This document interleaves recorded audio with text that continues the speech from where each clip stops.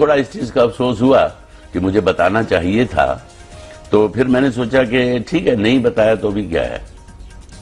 تو میں نے صرف ان سے اتنا کہا کہ اگر آپ مجھے بتاتے بھی تو میں آپ کو منع نہیں کرتا. آپ نے مجھے انڈر ایسٹیمیٹ کیا، اس کا مجھے دکھ ہے. میں بالکل کسی کو بھی منع نہیں کروں گا، میں اپنے بیٹے کو بھی نہیں منع کروں گا کہ کل کو وہ کہے کہ بابا میں تو اسلام قبول کرنا چاہتا ہوں. میں کہوں گا خوشی سے. لیکن ہاں، صحیح معنوں میں اس کا اسلام قبول کرنا. کل کو وہ کہے کہ میں ٹیررسٹ مل رہا ہوں اور میں اسلام قبول کر رہا ہوں، تو وہ مجھے قبول نہیں ہوگا. مسلمانوں کا امیج کیا ہے انڈیا میں اور ویسٹ میں؟ جب ایک مسلم ایز این امیج دیکھتے ہو کہ مسلمانوں کا فرینکلی دیکھیے، فرینکلی بتائیے گا. ہاں، فرینکلی بتا رہا ہوں میں. مسلمانوں کا انفارچونیٹلی جو امیج ہے وہ یہ ہے کہ بہت کٹر ہیں، اور وہ چاہتے ہیں کہ پوری دنیا جو ہے وہ اسلام قبول کرے، اور کسی قسم کا دھرم نہیں ہونا چاہیے، صرف اسلام ہونا چاہیے. گن کی پوائنٹ. ہاں، اور اسلام ہی سب سے بڑا مذہب ہے. تو یہ امپریشن دیتے ہیں مسلم. حالانکہ یہ سچ نہیں ہے. میں اب فرض کرو میں لاہور میں گھوم رہا ہوں پچھلے 3-4 دن سے، اور میں مختلف لوگوں سے ملا ہوں، اور اسلام سے ہم نے ہندوستان کے کلچر میں بہت اس کا یوگدان ہے. اتنے انویڈرز آئے ہندوستان میں، ہندوستان کا اپنا کلچر بھی ہے، لیکن ہندوستان نے اسلام سے بہت کچھ سیکھا ہے. چاہے پوئٹری ہو، چاہے آرکیٹیکچر ہو، چاہے کھانا پینا ہو. بہت ساری چیزیں ایسی ہیں جو اسلام نے ہندوستان کے کلچر میں اضافہ کیا ہے. سچ کا ساتھ دینا ہے. بھلے اوم پوری جی نے دیش کی فوج کے لیے یا کسی ایک فوجی کے لیے کوئی غلط شبد بولے ہوں، پھر دوسرے دن اس کے لیے سوری بولی ہو، اس کے لیے پشیمانی ہوئی ہو ان کو، وہ پاسٹ کی بات ہے. لیکن جو چیز غلط ہے وہ غلط ہے، اور جو سچ ہے وہ سچ ہے. اس لیے سائبر سپاہی آپ کے سامنے وہ پورا 1 سے 1.5 منٹ کا کلپ لے کر آ رہا ہے، جس میں اوم پوری جی نے اپنی پوری بات کہی تھی، اور اس کو غلط طریقے سے اس 13 سیکنڈ کے کلپ میں دکھایا گیا. چلیے دیکھتے ہیں یہ کلپ، جس میں اوم پوری جی نے کامران شاہد جی سے ایکچولی کیا کہا تھا اور کس سندربھ میں، کس کانٹیکسٹ میں کہا تھا. مسلمانوں کا امیج کیا ہے انڈیا میں اور ویسٹ میں؟ جب ایک مسلم ایز این امیج دیکھتے ہو کہ مسلمانوں کا فرینکلی دیکھیے، فرینکلی بتائیے گا. ہاں، فرینکلی بتا رہا ہوں میں. مسلمانوں کا انفارچونیٹلی جو امیج ہے وہ یہ ہے کہ بہت کٹر ہیں، اور وہ چاہتے ہیں کہ پوری دنیا جو ہے وہ اسلام قبول کرے، اور کسی قسم کا دھرم نہیں ہونا چاہیے، صرف اسلام ہونا چاہیے. گن کی پوائنٹ. ہاں، اور اسلام ہی سب سے بڑا مذہب ہے. تو یہ امپریشن دیتے ہیں مسلم. حالانکہ یہ سچ نہیں ہے. ساتھیوں، ہمیں اس بات پہ دھیان دینا چاہیے کہ ہمیں واٹس ایپ پر کیا میسج آیا، ہم اسے کیوں فارورڈ کر رہے ہیں، اسے فارورڈ کرنے کا کیا نتیجہ ہو سکتا ہے. کیا ہم بنا سوچے سمجھے نادانی میں کوئی بھی پوسٹ فارورڈ کر دیں تو اس کا نتیجہ کیا ہوگا؟ ایسے پوسٹ کاپی پیسٹ کر کے فارورڈ کرتے ہوئے ہم ایک بار سوچ لیں، اپنے لیے نہ صحیح، کسی دوسرے کی فیلنگ کے لیے. آئندہ سے کوئی بھی کلپ فارورڈ کرنے سے پہلے 10 بار سوچیں، جانچ پڑتال کریں کہ کیا میں صحیح کر رہا ہوں، کیا یہ پوسٹ صحیح ہے. جے ہند، وندے ماترم. سر، جیسے ابھی آپ نے کہا پاکستان کے سب مطلب ان کے پروڈکٹس کچھ بھی ہو کپڑے نکال دینے چاہیے، تو ویسے ہی ابھی چائنا بھی ان کے ساتھ ہو گئی اور انڈیا کے خلاف ہو گئی، تو کہیں نہ کہیں آپ کو ان کے تو آپ ڈر گئے کہ ان کے پروڈکٹ، ارے ڈرو مت، ایکسپورٹ اور امپورٹ کے پروڈکٹ بند کر دینے چاہیے چائنا کے. ہم کئی لڑائیاں لڑ چکے ہیں ان سے. 65 میں بھی لڑی، 71 میں بھی لڑی، کارگل بھی لڑا، اور گھر کے اندر بھی لڑ رہے ہیں. تو گھبراؤ نہیں بیٹا، بہت مضبوط ہے پاکستان. پاکستان کی دنیا کا مسلمان جتنا ہندوستان میں سرکشت ہے وہ کسی ملک میں نہیں ہے. آپ دیکھ لو، سوائے اسلامک کنٹریز کے، UAE اور سعودی عربیہ. ٹرکی اور سیریا میں کیا ہو رہا ہے؟ مسلمان مسلمان کو مار رہا ہے.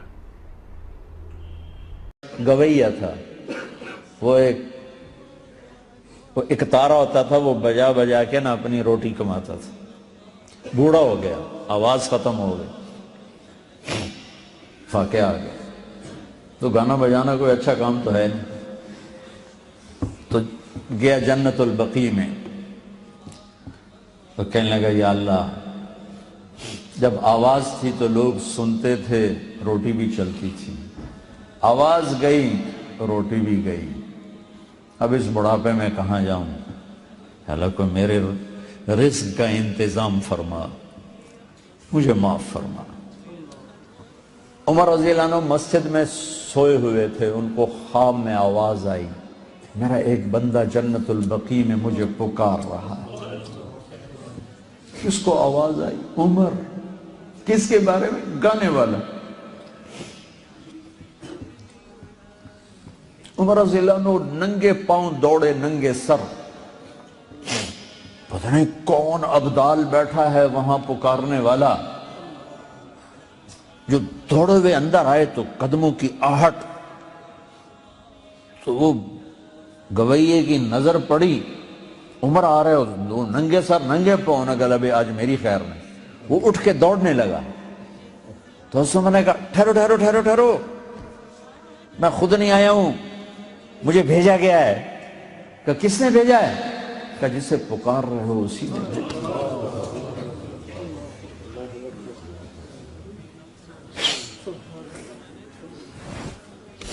وہ بوڑھا بیٹھ گیا، کہنے لگا واہ میرے رب، ساری زندگی تیری نافرمانی کی، آج تجھے پکارا تو اپنے پیٹ کی خاطر پکارا، اور تو نے اتنا بڑا میرا اعزاز، اتنی بڑی مجھے عزت دی. اے اللہ مجھے معاف کر. اس کی چیخ نکلی اور مر گئی. عمر رضی اللہ تعالیٰ نے خود اس کا جنازہ پڑھا ہے. میرے بھائیو،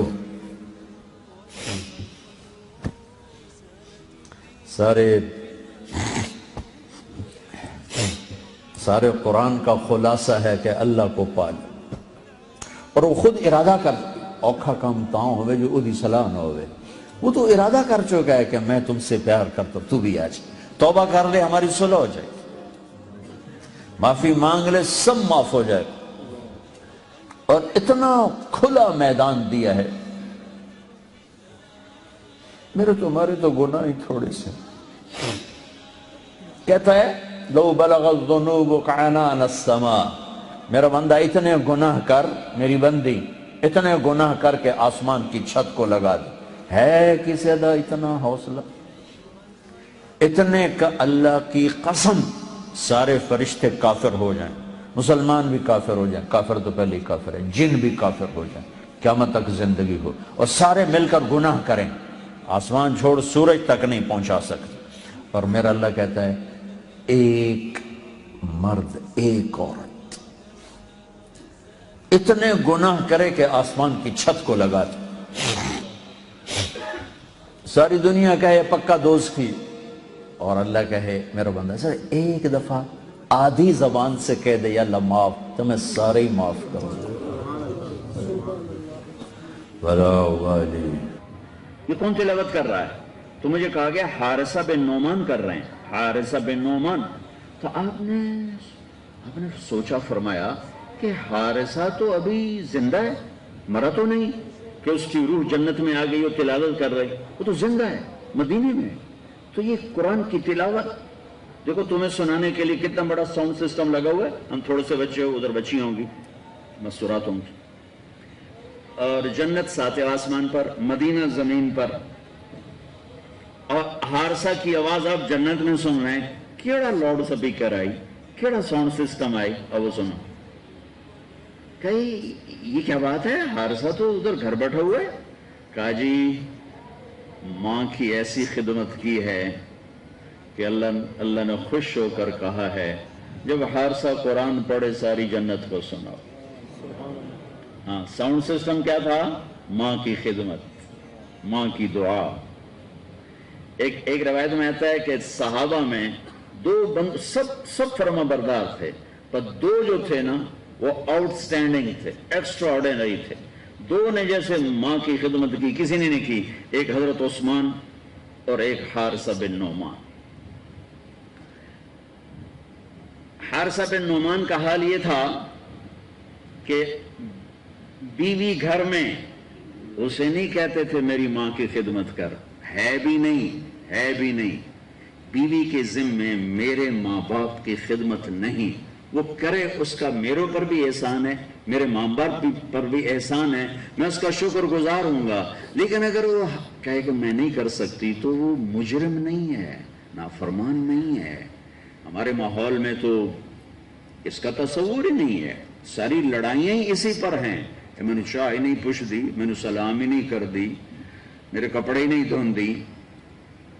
एक घर में यहां तक तलाक पहुंच गई थी, हो रही थी, अल्लाह ने मुझे मैं जरिया बना कि सास ने ये आग लगाई थी, ए पेके जाती मेरे को पुछ कहीं नहीं जाती, और बेटे को इतना भरा कि वो तलाक देने पे आ गया।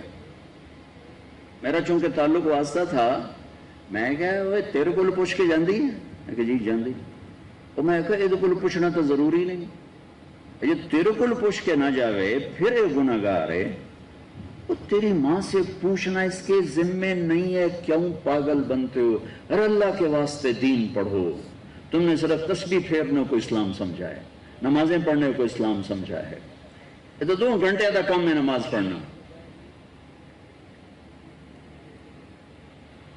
पूरी जिंदगी सीखो बच्चे, तुम्हारी शादियां होने वाली हैं, और हमारा ससुराली मुआशरा बहुत जालिम है। मैं दर्द से बोलता हूं, इसी मुल्क में रहता हूं, अपने खानदान में देखता हूं, बाहर देखता हूं, फिर कहानियां सुनता हूं, फोन सुनता हूं। अब तो सुनने छोड़ दिए, मेरा कलेजा फट गया, मैं किसी के आंसू कहां कहां जाकर पूछूं।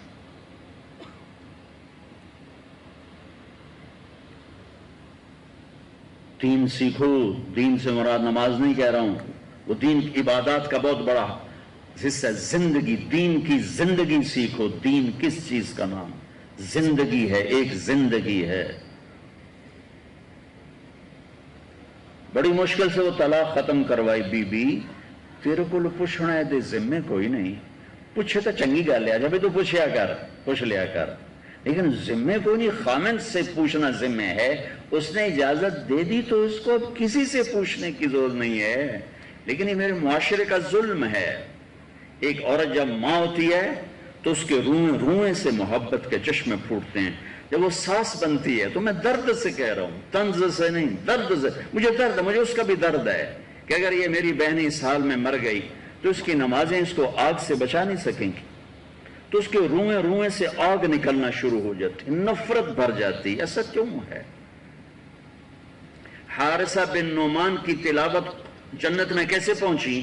बीवी से नहीं कहते थे मेरी मां दी रोटी पका, मेरी मां दा सालन, खुद बनाते थे, खुद बनाते थे। मां का सालन भी, मां के लिए सालन भी, मां के लिए रोटी भी। अच्छा, फिर ये नहीं कहते थे अम्मा जी आ खा, उसके सामने बैठ के नवाले तोड़ तोड़ के मां को खुद खिलाते थे, मां के कपड़े खुद धोते थे, मां को तेल खुद लगाते थे, मां के सर में कंघी खुद करते थे और जुएं तक निकाल के मारते थे।